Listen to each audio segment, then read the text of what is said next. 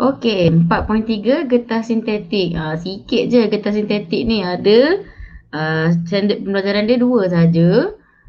Menerangkan getah sintetik dan juga mewajarkan kegunaan getah asli dan getah sintetik. Patutnya saya sambung je dengan video getah asli tadi tu. Tapi saya terlepas pandang sebab saya tak larat cakap-cakap dah. Nak cakap seorang-seorang kan. Okey, saya buka spare. Bukan nampak pun. Nampak je. Okey, 4.3 getah sintetik ini adalah contoh kegunaan getah sintetik. Getah asli pun kita guna juga untuk buat gelang getah, tapi bukan semualah. So gelang getah yang guna getah sintetik ni contohnya yang ikat rambut tu. Yang guna untuk ikat rambut yang halu-halu macam licin tu kan. Yang tu adalah getah sintetik. Sarung tangan ni bukan sarung tangan. Sarung tangan ada banyak jenis kan. Sarung tangan yang guna dalam doktor-doktor guna tu yang tu getah asli. Yang tu getah asli. Yang ni sarung tangan yang tebal sikit tu untuk basuh pinggan ke apa ke. Ini menggunakan getah sintetik. Okey, kita tengok sikit nota getah sintetik. So, dapatkah anda meneka bahan yang digunakan untuk menghasilkan barangan tersebut? Okey, getah sintetik lah. Okey, so sebab getah sintetik ni dia punya kekenyalan lebih tinggi berbanding dengan getah asli. Okey, barangan tersebut mempunyai ciri-ciri getah asli ya. Sama je macam getah asli, kenyal juga. Okey, tapi kekenyalannya lebih tinggi. Okey. Dan juga disebabkan sintetik tu, apa maksud sintetik? Dia dihasilkan. Okey, dia bukanlah getah asli. Sebaiknya apa aku cakap ni? Getah asli, getah sintetik. Getah asli you toreh daripada pokok. Getah sintetik buat di makmal, buat dalam industri, dibuat. Okey. So getah sintetik ialah sejenis polimer sintetik bersifat kenyal dan juga ataupun polimer elastomer. Okey, elastomer elastik lah. Yang kenyal boleh apabila diregang kembali semula kepada bentuk asal. Kebanyakan getah sintetik ni dihasilkan daripada produk sampingan petroleum. Nampak tak? Daripada bahan petroleum. So, produk sampingan petroleum ni lah yang digunakan untuk menghasilkan getah sintetik. Sangat berlainan dengan getah asli. Antara contoh getah sintetik ialah getah neoprena, getah styrena, butadiena ataupun SBR dan juga getah silikon. So getah silikon ni banyak digunakan dalam dalam bahan kat dapur lah buat mold, acuan kan, semua buat daripada silikon. Okay, ciri-ciri getah sintetik ni you boleh baca sendiri tapi tak apalah saya bacakan. Keras, dia keras, tahan haba, tahan bahan kimia, tahan pengoksidaan, juga penyebab haba yang baik dan juga kenyal. Dia macam nak sama macam getah tervulkan. Bezanya getah tervulkan adalah getah asli yang telah ditambahkan dengan disulfur dichloride. Tapi getah sintetik ialah diperbuat daripada bahan sampingan. Bahan apa tadi? Yang petroleum tu. Produk sampingan petroleum. Nampak tak? Beza kat situ. Tapi dia punya ciri-ciri sama macam getah tervulkan tadi. So kenapa kita buat getah sintetik? Kenapa tak gunakan getah asli? Sebab getah asli ni dia bukan susah dapat. Sikit lah kuantiti yang dia dapat pun sikit. Jadi getah sintetik ni boleh dihasilkan dalam skala yang besar dalam industri dan harganya jauh lebih murah. Okay, dan kita boleh kurangkan penggunaan getah asli. Tapi sebenarnya tak baguslah, lebih baik guna getah asli kan. So cabaran minda, lebih 60% barangan getah dihasilkan menggunakan getah sintetik. Apakah faktor menyumbang kepada situasi ini? Tadilah okay. Kita nak hasil yang lebih banyak dan lebih murah. Okay. Sebab getah asli ni mahal sikit. Kenapa? Sebab kita kena kira kos bayar gaji penora getah. Tu semua kos lah. Tu sebabnya harga getah asli mahal berbanding getah sintetik. Kegunaan getah sintetik. Okay, dengan ciri-ciri unik yang terdapat pada getah sintetik, pelbagai barangan dapat dihasilkan. Kelebihannya, kelebihan getah sintetik ni dapat dihasilkan secara besar-besaran. Okay, tanpa bergantung pada faktor cuaca. Betul tu. Dan juga serangan penyakit pada pokok getah. ia menjadikan getah sintetik pilihan utama industri pembuatan. Betul. Sebabnya untuk getah asli ni, penoreh getah kalau hujan dia tak boleh turun Kalau musim hujan kurang production getah. So susahlah nak dapatkan hasil getah tu. Jadi lebih baik kita beralih kepada getah sintetik. Okey. Kita tengok sikit Malaysia hebat. Ecoprena ataupun Pioprena kot. Merupakan dua jenis getah termaju yang berjaya dibangunkan oleh Lembaga Getah Malaysia. Mempunyai ciri-ciri istimewa serta bersumberkan bahan yang mesra alam. Okay, ini adalah contoh-contoh getah sintetik dan kegunaannya. Neoprena iaitu polikloropropena. Tak apa, kita tengok je ni nama-nama getah sintetik. Styrena butadiena SBR.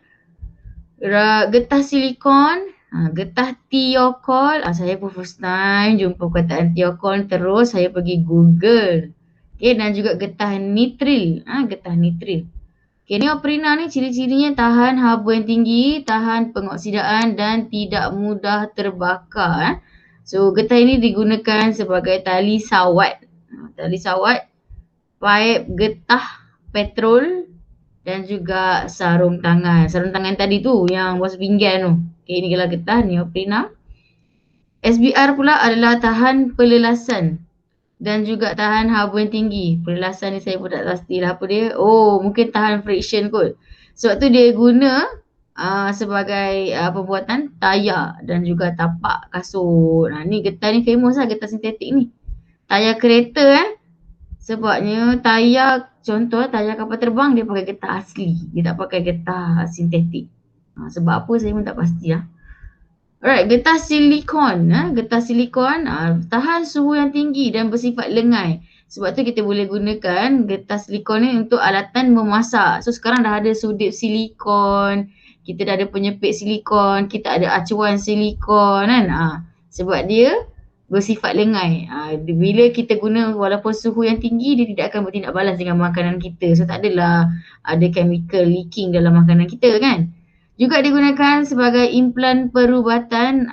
Tengok asli implan apa kat mana nak implan. Bahagian badan mana guna getah silikon ni. Ada dua tempat. Cari sendiri. Okay, komponen automotif juga guna getah silikon dan juga sebagai bahan kedap. Bahan kedap ni sama macam getah thiokol kat bawah ni. Sealant.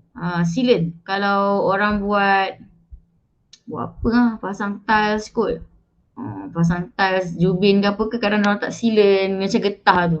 Antara sinki kan. Sinki kat dapur tu orang sinki zaman ni bukan zaman dulu sinki zaman sekarang ni. Apabila dia letak dalam binaan bahan kabinet dia tu, so dia tak nak air leaking masuk kat bawah tu, so dia picit satu sealant tu. Kau pergi tengok sealant apa ada. Kalau tengok video TikTok selalu orang tunjuk. So gunaan bahan kedap ni sama juga macam getah thiokol ni. Thiokol ni juga tahan terhadap minyak dan pelarut, jadi digunakan sebagai bahan kedap. Sealant. Bahasa Inggeris ni lah. Dan getah nitril tahan terhadap minyak dan pelarut tapi digunakan sebagai untuk membuat sarung tangan. Okey. So bahagian terakhir iaitu penggunaan getah dan alam sekitar. Penggunaan barang getah secara tidak lestari akan menyebabkan pencemaran terhadap alam sekitar. Okey, getah sintetik terutamanya mengambil masa yang sangat lama sebab dia adalah bahan bukan semula jadi. Bahan bukan semula jadi dia ambil masa sangat lama untuk terurai dan juga sukar untuk dilupuskan. So tayar kenderaan adalah antara produk getah sintetik utama yang perlu dilupuskan dalam kuantiti yang sangat banyak. Betul. Kalau pergi kedai tayar apa kan, orang tukar tayar baru, tayar lama tu dekat kedai tu sepa tinggi dia susun kan. Tapi selalunya kalau ni kita boleh guna semula lah. Cuba tanya uncle tu dia jual ke tak ke, so boleh buat sebagai pasu ke. Tu budak rugby buat apa?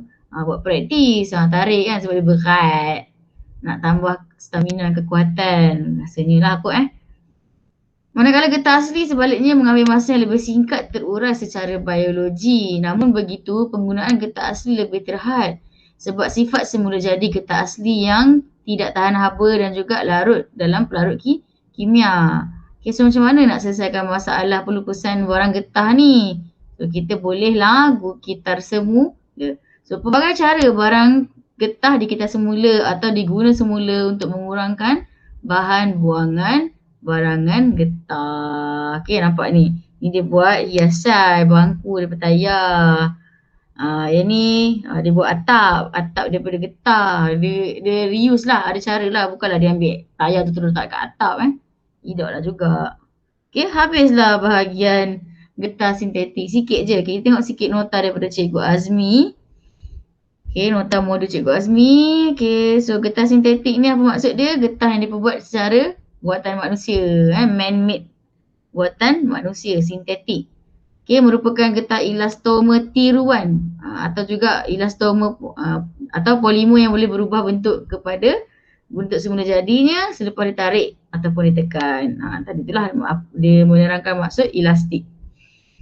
Okay, contoh dia sama menyerupai getah asli neoprena, getah styrena, butadiena dan juga getah silikon.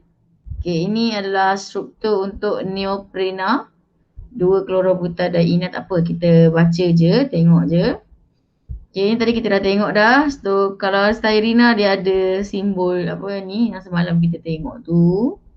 Okay, getah silikon, bahan protesis perbuatan. Itulah untuk yang barang ni. Apa aku banyak ni? Ni. Getah silikon dalam perubatan tu lah yang tadi saya cakap tu. Okay. Ini pun kita dah tengok. Getah digunakan membuat produk industri seperti tali pinggang, transmisi. Ni orang panggil dalam kereta tu. Tak ingat lah apa dia. Lift, selang, tiup, lapisan industri, galas. Lagi banyak contoh daripada buku teks tadi lah. Okay, so getah sintetik dan semula jadi tadi digunakan untuk membuat barangan pengguna seperti kasut, barangan sukan seperti bola, pemadam dan lain-lain. Semua guna getah sintetik. Getah sintetik juga lebih baik daripada getah asli dari segi ketahanan lekatan dan juga keupayaan pelekatan pada logam, menjadikannya pilihan lebih baik untuk jadi gasket getah dalam kereta, dalam otomotif, juga sebagai pelekat silen tadi dan juga produk-produk lain. Getah sintetik mempunyai ketahanan terhadap suhu dan pengoksidaan yang tinggi. Tapi inilah kesan dia terhadap alam sekitar. Dia menghasilkan ketiga-tiga jenis sisa, pepejal, cecair dan gas dalam pelbagai tahap. Ketiga-tiga sisa ini menghasilkan punca pencemaran bagi air, udara dan tanah.